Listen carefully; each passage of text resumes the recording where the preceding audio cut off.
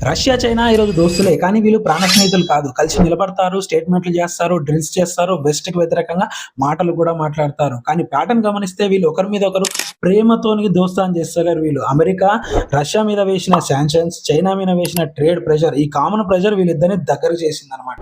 And equation చూసుకుంటే సమానంగా ఉండదు. చైనా ఎకానమీ చూసుకుంటే రష్యా ఎకానమీ కంటే చాలా పెద్ద economy. And oil, gas Russia అమ్ముతుంది, చైనా కొంటుంది.